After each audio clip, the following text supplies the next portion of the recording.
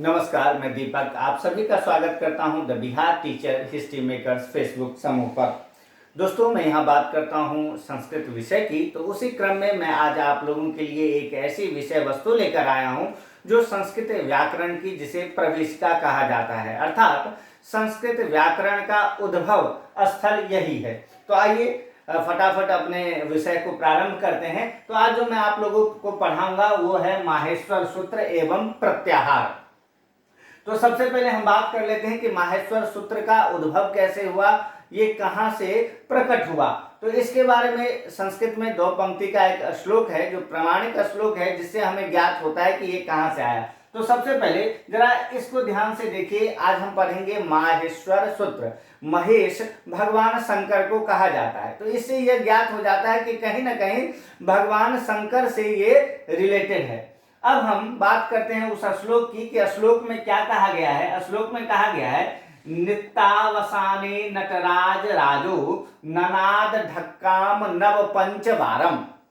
यहाँ नित्यावसान अर्थात नित्य के अवसान के बाद, अर्थात नित्य की समाप्ति के बाद नटराज कहते हैं भगवान शंकर को, नटराज ने ढक्काम ननाद अपने डमरू बजाया, और डमरू से जो ननाद हुआ, जो स्वर निकला, जो ध्वनियां निकली, वो कितनी ध्वनियां निकली? तो नव पंचवारम, 9 और 5, 9 5 को हम जोड़ते हैं तो 14 होता है।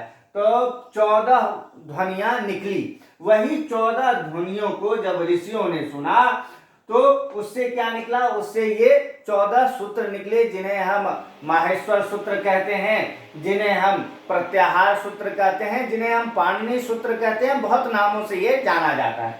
अब ये 14 सूत्र क्या है, आइए हम इसे देखते हैं।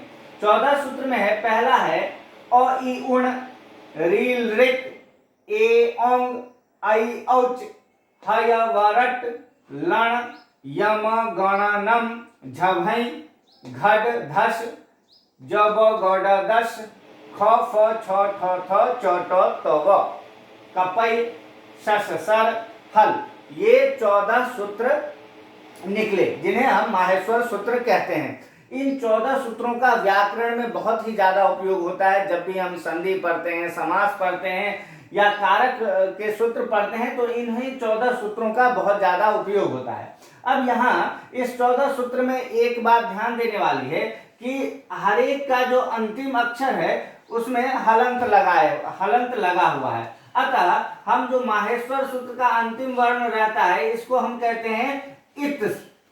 इसको हम क्या कहते हैं? इत। जब हम प्रत्याहार बनाते हैं तो उसमें हम इनको नहीं लिखते हैं, जो हलंत वाले वर्ण हैं। अब आइए कि हम प्रत्याहार कैसे बनाते हैं। ये 14 सूत्रों को हमने जान लिया। अगर हम इसका प्रतिदिन अभ्यास करेंगे तो ये हमें याद हो जाएगा। और ये इतना प्रामाणिक श्लोक है कि बहुत जगह लोग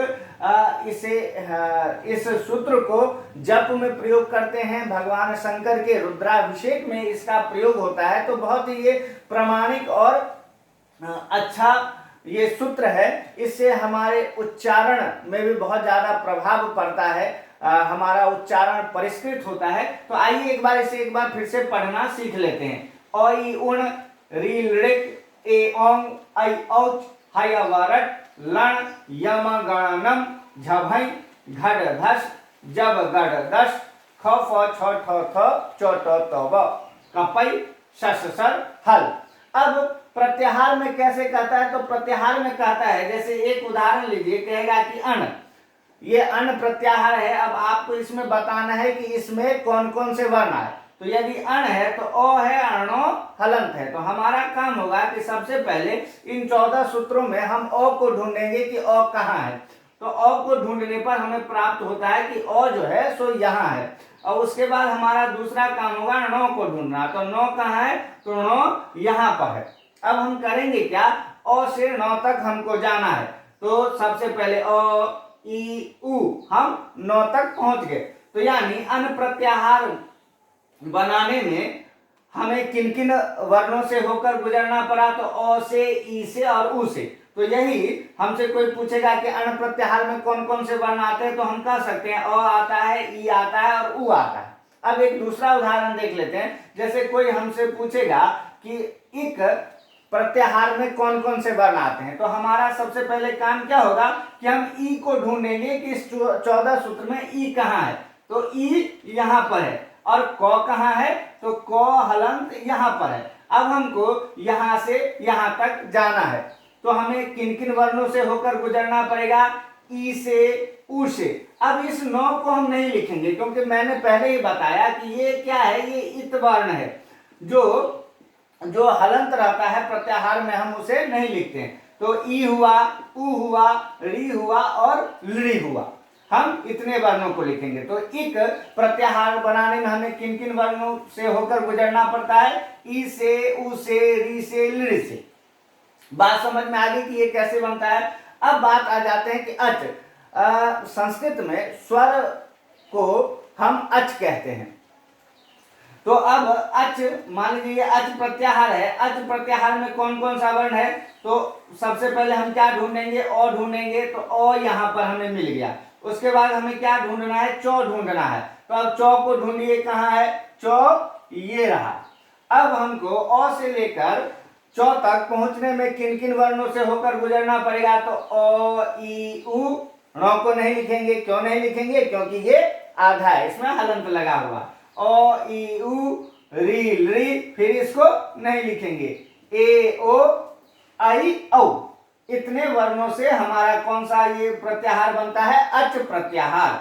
तो अब हमसे कोई पूछेगा कि स्वर वर्ण कौन से हैं, तो जो हम सीधे कह सकते हैं कि अच, अच में जो सब वर्ण आते हैं वही स्वर वर्ण है। तो अच में कौन कौन सा आता है, तो अ, ई, उ, री, लृ, ए, ओ, आई, औ। ये कुल 9 स्वर पाणिनि के हिसाब से होते हैं। कितने स्वर होते हैं संस्कृत में, तो 9 स्वर होते हैं। अब आ जाते हैं हल में। हल में अब ये हल कहते हैं व्यंजन को। हल किसे कहते हैं, व्यंजन को। तो अब हमको कहेगा सब हल प्रत्याहार बनाने के लिए, तो सबसे पहले हमको क्या ढूंढना है, ह ढूंढना है। तो ह यहाँ पर हमने ढूंढ लिया। फिर हमें क्या ढूंढना है, तो ल ढूंढना है। तो ल हमने यहाँ पर ढूंढ लिया। अब हमें करना क्या है, ह से ल तक जाना है। तो देखिए कौन कौन से वर्ण आते हैं, ह, य, व, र, ल, य, म, ग, ण, न, झ, भ, घ, ढ, ध, ज, ब, ग, ड, द, ख, फ, छ, ठ, थ, च, ट, त, क, प, श, श, ह। इतने वर्ण आए। तो यानी कि कुल 33 वर्ण हमको ह से लेकर ल तक पहुंचने में 33 वर्ण आते हैं। एक इस ह ये 2 बार है, इसलिए इसे हम एक ही बार गिनती करेंगे, तो ये 33 वर्ण आते हैं। तो इससे हमने क्या समझा कि हल अर्थात व्यंजन में कितने वर्ण होते हैं, 33। और स्वर अर्थात अच में कितने वर्ण होते हैं, 9। अब हल को 4 भागों में बांटा गया है। किस किस भाग में, सबसे पहले स्पर्श वर्ण। हल स्पर्श वर्ण, स्पर्श वर्ण में कौन कौन से आते हैं, तो इसमें 5 वर्ग आता है, कवर्ग, चवर्ग, टवर्ग, तवर्ग, पवर्ग। मैंने आपको उच्चारण स्थान में बताया था कि जहां पर कवर्ग हो तो हमें क्या समझना चाहिए, क, ख, ग, घ, ङ। जहां चवर्ग हो वहां क्या समझना चाहिए, च, छ, ज, झ, ञ। तो इसी तरह कितने वर्ण हो जाते हैं, तो कुल 25 वर्ण हो जाते हैं क से लेकर म तक पहुंचने में।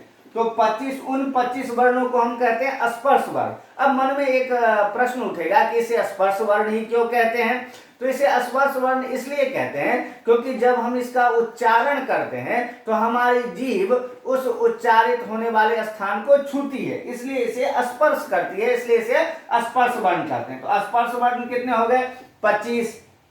अब अंतस्थ वर्ण कहते हैं, य, र, ल, वो को क्या कहते हैं, अंतस्थ वर्ण। अब इसे अंतस्थ वर्ण क्यों कहते हैं, क्योंकि ये स्वर और व्यंजन के अंतः में आता है, बीच में आता है, इसलिए इसे अंतस्थ वर्ण हम कहते हैं। इसकी संख्या कितनी होती है, 4।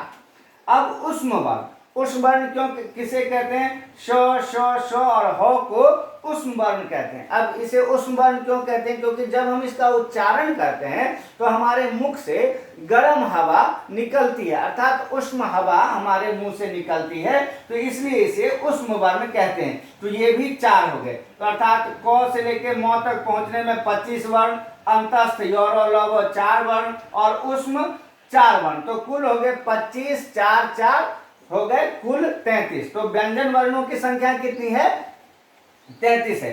तो आज हमने ये जाना, माहेश्वर सूत्र के बारे में जाना, प्रत्याहार के बारे में जाना और संस्कृत में अच और हल के बारे में जाना, अर्थात स्वर और व्यंजन के बारे में जाना। ये प्रतियोगिता परीक्षाओं में भी कई प्रश्न इसके तहत आते हैं। और अब हम अगले वीडियो में नई विषय वस्तु के साथ आपके सामने उपस्थित होंगे। तब तक के लिए दीपक को दीजिए अनुमति। नमस्कार।